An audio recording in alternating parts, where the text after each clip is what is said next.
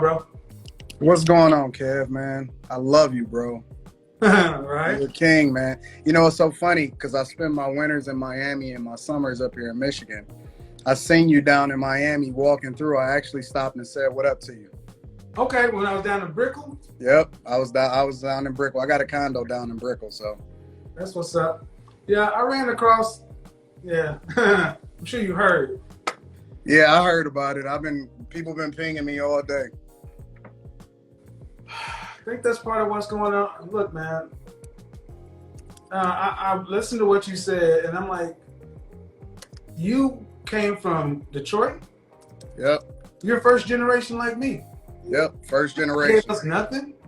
Nobody give us nothing, and that defeat us ass story, man. I'm tired of hearing it. And what's funny is we're going to need more brothers like yourself to come out and start saying it. Man, fuck that.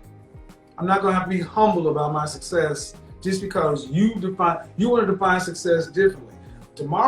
Watch tomorrow's live stream. You're going to love it. You ever play video games? Not anymore. Not when I started really making money. I stopped. If you remember back in the day when you played video games, there was always one dude that played video games that could kick everybody's ass. Then one dude that sucked. When you fucking him up, he wouldn't take the loss. Man, the game was fixed. There's a glitch. Something wrong with my controller, man. I pushed AB, man, it ain't right. Yep. It was always something else other than the fact, man, you fucking suck. And see, we need to get back to the point to where men can accept, I suck. How many times have you had to tell yourself, you ain't good enough? You suck. You need to get better. I do a self-check pretty regularly, bro. Like, honestly, I've failed at so many things, but I've just endured long enough to actually see the results. And I just put the work in. Even now, like, I'm 38 years old. I retired last year from actually working in corporate America. I worked myself all the way up into vice president of user experience. I started a few restaurants. I got out at the end of 2019. I've had some success selling apps. I run a web development company. And life is just pretty phenomenal, man. Like my wife hasn't worked in 16 years and she don't have to because she makes sure she take care of things and she go to the gym every day. She makes sure she on top of things and I can do what I want when I want to. And it's just funny because I hear so many guys always whining and complaining. And the only guys that I ever see whining and complaining is those that can't compete. And the ones that I with is usually in the same space that I'm in. So it's pretty funny. Well, and we kind of like a little digitization. Something may be wrong with my Wi-Fi over here in the hotel. But the funny thing is, I failed at a lot of shit. I failed a lot. Me too. But that's why you're successful. You know, people who are just now discovering me now, you go back on my YouTube channel and I let my failures show.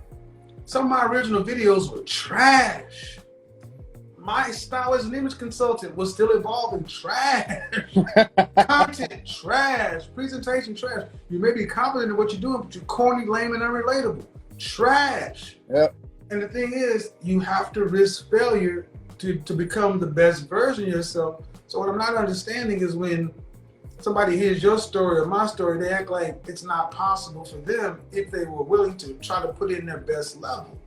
That's what I'm back against. A lot of them are used to getting participation trophies all their life. They used to being validated. They used to being in a space where people make them feel good about themselves instead of making them do the work. And it's so funny that you said that because on my channel, I got some really trash videos too. And when I go back and watch them, it makes me cringe. Yeah. But I leave them up because it shows the progression and it shows the growth. You know what I'm saying? So I do want to salute you, man. I think that you're the greatest thing that has really hit the net in a long time. You add so much value for the people that actually want to hear your message. And what's awesome about you, I think, is that you tell a message regardless of all of the extra noise that come all around you, man. And I just celebrate you regularly. I think that you dope. I celebrate you all the time. I got my brothers watching you, and I couldn't reach them because I'm too close to them, and so they just felt like I'm just so far out of reach as a result of the things that I've been able to accomplish. But hearing it from you, and you reinforcing a lot of that same narrative that I've always preached, it hit different, and they actually doing the work. So I appreciate you, bro. I really do appreciate you, bro. I feel like I'm just representing you. I'm hot right now, and I'm using my moment right now to represent guys like me. I'm out of corporate America, so I don't have to toe that line like I used to. Me too. So there you go. So I'm in here in LA, and I just did the No Jumper podcast, and that's going to hit a completely different audience. But the thing is, the more people start to hear that, you know, high value, no disrespect to the athletes, entertainers, and musicians, but I talk about high value in a business class. Yeah. It's something they kept talking about going back over here to hip hop, and I was like, I'm not talking about that. I'm talking about the people over here that understand compounding, the rule of 72, the people who understand this, who had to make their money and invest it, such and so forth. You talk about failure and participation trophies. You know, I have 3 black belts. Try that shit in the ring. Yep. There's no participation trophy. It's getting knocked out. You right. You have to learn getting knocked down. And when you really find out about yourself, how many times you can get back up and keep coming at somebody. So, man, I appreciate what you did standing up on there. And I watch a lot of stuff. I don't tend to respond to much.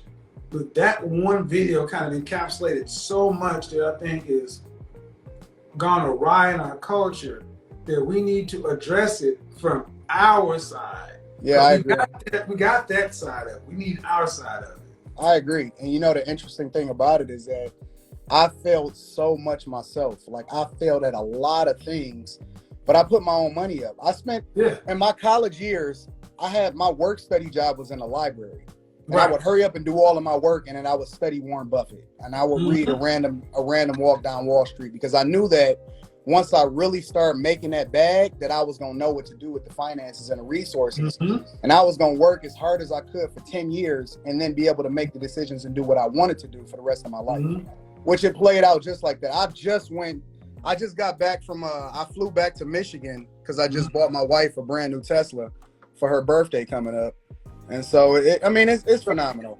Having options and doing what you want to do, I would just say to these guys, do the work. And stop letting people make you feel good about yourself when you just mediocre and you average. You can do better. You can have more. And stop being a cornball. That is so damaging. You're doing good when you're mediocre. So, you know, I was telling you I'm going to buy a Rolex. I was like, you know, I'm going to go ahead and buy it. Because I'm very conscious of what I do put on camera and don't put on camera. I have nice stuff, but I'm like, you know, man, no, go ahead. Because, and when you said don't make it a bust down, keep it stocked because it appreciates. And that's a purchase. And a Rolex, if you know anything about watches, those things hold their value to where you can even, if you need to liquidate it, it's also portable currency. Take your money out of here and put it in precious metals and such and so forth. And I think so many people discount what you have to say, or brothers like I have to say, because of the tone. Man, tone don't mean shit when you got to report your numbers to Wall Street on close business on Friday. They don't care about your tone. They care about the results. They care about the results. They care about the numbers. And when you're able to actually deliver, and it's, man, you know what? I just don't subscribe to the cancel culture police, the people that, because I don't have to subscribe to it no more. I can do what I want to do. Right. Like, you can't cancel me because my money is going to make money no matter what. Like, I'm always going to be rich. I'm always going to be getting it. And I understand how money works, but more importantly, like, I mentor 14 young guys from the ages of 14 through 25. The minute that I told them, yo, stop chasing chicks and start chasing checks. Like, the best version of you is going to continue to produce itself over and over as you age. Don't worry about the early results. Worry about putting the work in. Go to the gym. You know what I'm saying? And be, you know, get read up. Do the work, understand how money works, actually elevate yourself, get educated, and don't worry about women because they always gonna be there. It's never gonna be a shortage of women. Right. This summer, I mentioned this on my YouTube channel, and I'm putting it together right now. A scholarship. Actually, if you decide you want to go to college, actually taking some of the proceeds and all this stuff, and actually offsetting some of this college debt. And also, I need to get with you offline because I'm also working with people who I know who are in the business place. Well, I'm going to send you an intern. You know, for 3 months, room and board, everything paid. They'll have a stipend, and their whole thing is going to be to go and follow the entrepreneur record and just be a sponge.